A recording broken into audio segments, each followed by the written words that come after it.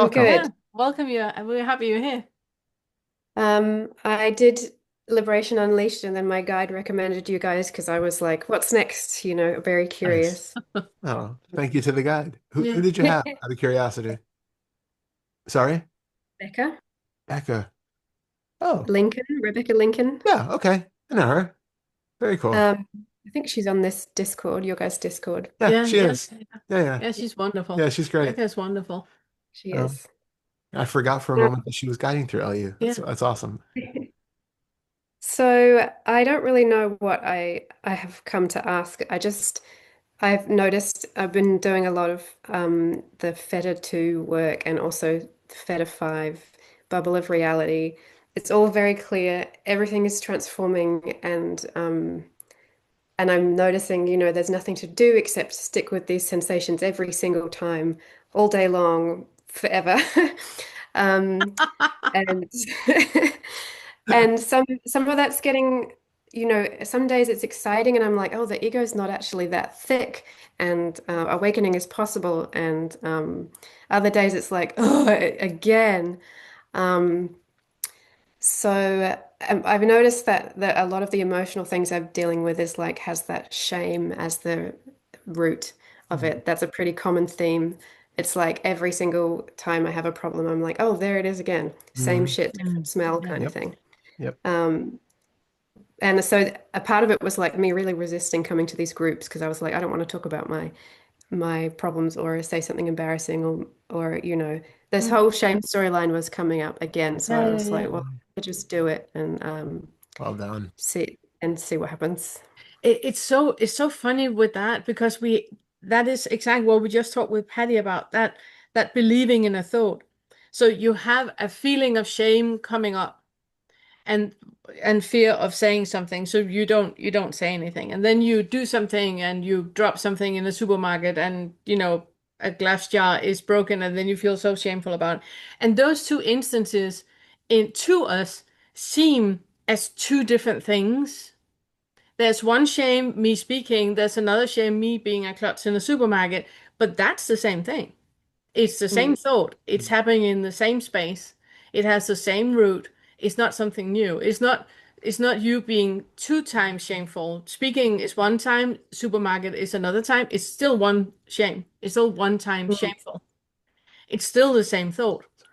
And it's still because there's an underlying belief in shame actually being a thing. That something happened at some point in your life that gave you an underlying belief in you not being good enough, you need to do better. That mm, is what you are copy pasting. That is the belief that is maintained, and you keep pulling the same card up. You know, it's not four cards now, it's the same card that you keep pulling up. It's the same yeah. thing that you keep, and that can only be maintained if we put something on the card. Like, oh, a red card. A red card is horrendous. A red card is just a card painted in red, and there's nothing to it. It's the color red on a piece of cardboard. There's nothing more to it. Like in football, when you get the red card or the yellow card, right? It's just a color on a cardboard card. It means nothing. It's everything that we are attaching to that, the whole meaning of it. But that is self-created. That whole meaning of Ellie being shameful, it's self-created.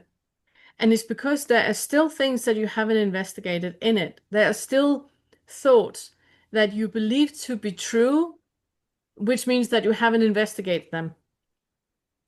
The moment Mm, you take a thought of shame and really truly investigate it, how does it feel in the body? Is there any connection with this feeling in the body and the word shameful? No, those two are not connected at all. Okay, so that connection is something that I actively have to do every single time.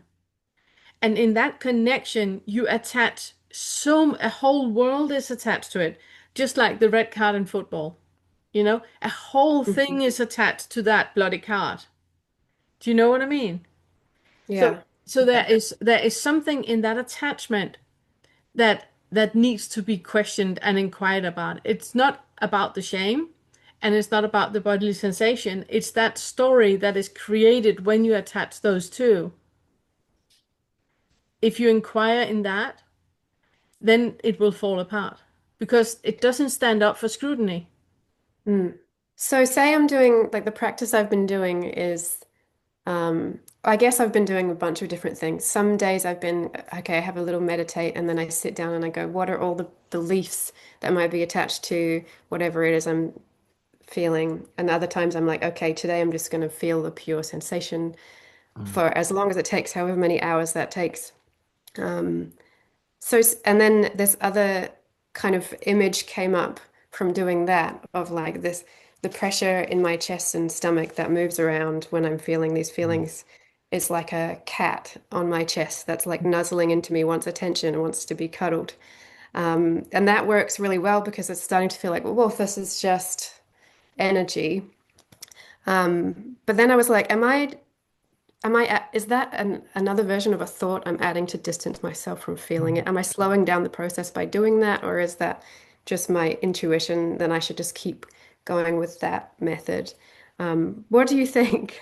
Well, actually, I really like the metaphor of the cat, but my concern is that okay. Obviously, I don't know you well enough, so I don't know within your practice, but check within you when that sort of thing comes up.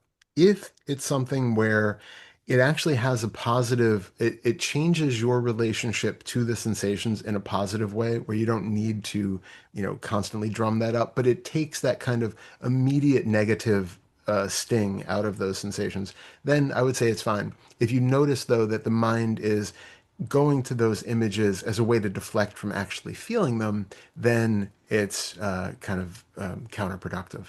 So Mm, if you can just be with the sensations, but notice that they don't have that same kind of, oh, I need to get rid of you, oh, you're a problem, oh, I don't want this kind of an attitude. And if that is enhanced by the idea that it's just a cute little cat nuzzling up that wants attention and you can give it attention, like as long as you're following the metaphor through and just like really giving attention to the sensations, then I think that's okay. mm. Um, Yeah, you said something that now I obviously can't remember sorry. word by word what you said. No, no, no, it's not you, it's my brain. But you said in a way that am I just prolonging the Mm, progress? Am I just, making this like progress longer than it should be? I can't remember the words that you used for it, mm, but that I would question. Okay. What's the rush? Where are you going? There's Yeah. nowhere else but right now. And you believing that you can do things the most efficiently, then you believe in a separate self that can do. You're Mm, in the conscious mind. You're not finding anything there. So there's nowhere to go, and there's no one to go. What you're doing is more becoming aware of all the delusion layers that you have put in between you and the now. This arising that is happening right now, you are deluding yourself then when you believe that you can, you know, not make it to the goal line or that you cannot become awake or that you are prolonging the progress, the process, you know, with doing something wrong or those are just like another like when you're at the optometrist. optometrist and they put like all of those glasses in front of you. You're just putting hmm another layer on. hmm That takes you further and further away from right now. Come on, bum in the seat, feet on the floor. That's where you're at. That's your awakening. It's right here. hmm All the thoughts that you can do something to delay it or do something wrong or not doing it right or efficiently enough or not being enough, not meditating enough. And when you meditate and you sit and just notice thoughts arising, then you should have meditated on feeling the breath. And when you do the breath, then you are interrupted by your thoughts. And then, so there's always like another storyline. It's like subtitles that are not fitting the now. You know what I mean? Yeah. Yeah. You're deluding yourself when you believe that you can be anywhere but right here. This inhalation you do now, this hold that is here now, and this exhalation that is here now, and the hold that is here now. That is the awakening. That's it. That there's nothing else. There's nothing Hmm. else. It's kind of like there's a metaphor where you look in, you look into the pond, but what we want you to see is the pond, The the service, the surface of the reflection pond, of the the surface. reflection of the pond. But when you look too deep, you see like the stones and the shells and the fish and the seaweed and all that. When you look too deep, you're searching too hard for thoughts with thoughts. So the thinker is thinking more thoughts. Hmm. Going like while all of that is happening, you know, a little sprout is coming up in the garden and a bird is flying by and the sun is falling on a sunflower and all of that is happening while we're sitting and trying to be in the now with our breath and our thoughts and all of that. And it's just deflection from what is here right now. You cannot do anything wrong. Yeah. And it's funny because it's still the same storyline. Like, I'm doing it wrong. I should be Yeah, different. yeah, yeah. Uh, It's just thoughts. yeah. It's just thoughts that are trying to convince you about a story. Mm. How are you in the real world, in your day-to-day life, when those things pop up? That I should have done it differently, I'm not good enough, there's a shame aspect. Do you catch it right away and recognize that it's that old pattern again, or does it have time to catch on for a while and maybe even go unnoticed? Most of the time now, I can catch it pretty quickly. Nice. Yeah. And what do you do when you do catch it? Um, I usually try and do what we've talked about of just like feeling it. And also noticing that that whole part of the only thing I'm ever trying to escape is like this sensation that's in my, Mhm. it's like Yeah, nothing worse has ever happened to me than a tummy ache, basically. exactly. Yeah. Um, just and noticing I have noticed some things, my reactivity or my ways that I'd be scared to interact with people or say no to things or ask for information that has like kind of fading away in a way that I couldn't make it do when I was trying to get over Oh, it. So wonderful. that's changing, but it's kind of Yeah. like the closest relationships to me that have noticed all that stuff coming up still, so there's like more to So dig so in. how are you in feeling your body? Are you friends with your body? Is it are you fine feeling your body? um After doing the kind of first feta stuff and then really going to this emotion, it was quite a shock to see how strong and intense and almost violent those emotions felt. Like I was like, of course I've been trying to escape this Yeah, my whole life. yeah, Um, like who wouldn't? But yeah, that is starting to slowly feel, just like little bits of energy that are floating in a yeah, Mhm. yeah. A bit like what Todd talked about, that if you have that metaphor of the cat, if you have a feeling of like wanting to scream and there's like a child that is scared and you just go like it's okay, I'm here. You can be as scared as you want to. It's completely fine. I'm here. Everything is okay. And you're calming that part of you. The more comfortable that part of you will be with saying I feel scared, I feel uncomfortable, I feel shameful, I feel, and then you can be like the adult in the room and going like it's okay, sweetheart, I'm right here, I'm right here. Mhm. And that helps you first of all in detecting that there's a thought happening about something, because an emotion that is happening, it's just a sensation in the body plus a thought. So you become more aware of this. It's just a thought that is happening without bypassing, but because you allow yourself to feel, like you said, who wouldn't escape from this? Who wouldn't run away from this? And I love that you have come that far, that you are aware of that, because it creates a different space where you can be with that, even though it feels overwhelming and is almost like completely um, what do you call it when you're completely um, paralyzed. Mhm. It almost paralyzes you. So being in a space now where you can see, okay, what used to be very big and huge and paralyzing. I can see now a sensation in the body and it's a thought. That thought, what would happen if that thought drops, like we talked about before, that connection that is created about that that emotion that is here when you detach the sensation in the body from the thought. It's just a sensation in the body, and that you can sit with. And like Patty quoted from the course, even that is insubstantial. Hmm. And it just creates a different being with whatever is arising. And then when you have a feeling of shame, you can go like, that's sweet, that's really cute. Mm. You thinking that you can be shameful, you know, shame doesn't exist. So that's really cute that you're trying to, you know, pull up a card and going like, but this is a purple card. This is the Ellie shameful card, you know? It's just a cardboard card with a paint of purple on it. I just wanted to also double check when those situations happen, do you like actively recognize the lack of truth of the thought that is associated with it?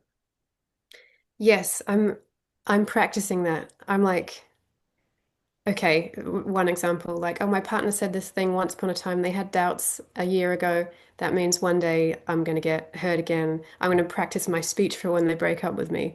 Oh, And then I go, okay, well, let me just practice like a speech for when like I win an Oscar.